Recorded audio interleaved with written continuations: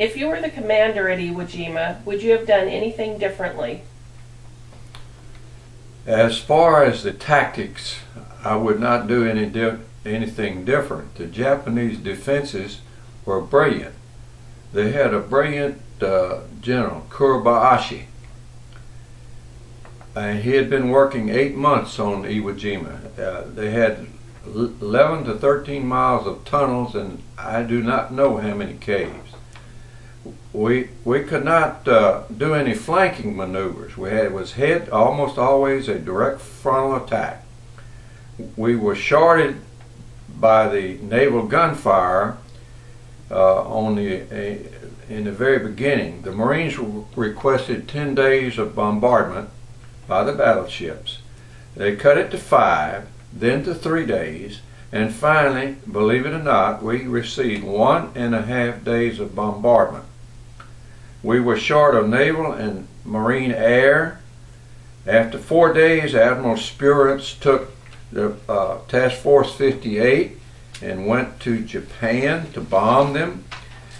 He took our Marine pilots that we had trained with for nearly a year, and they were the pros. They could bring a plane within 50 yards of you and not hit you. We ended up with the Navy. They did a respectable job. We just didn't have enough planes for close air support. The Japanese then came in on the 20th and sunk the Bismarck Sea, the carrier, and lost nearly 1,000 sailors.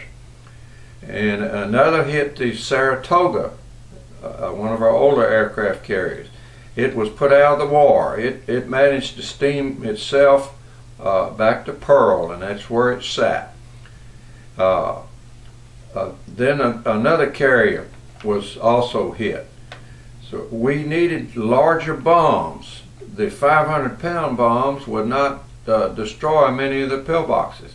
The best weapon we had was the napalm bombs, but for the entire battle, only 50% of them would work. You'd have to repeat the mission. The SAR network, or the aircraft network, we had 24 battalions requesting air support. It was slow. You had a long time getting the infantry attack started. They had to wait until the airstrike was done.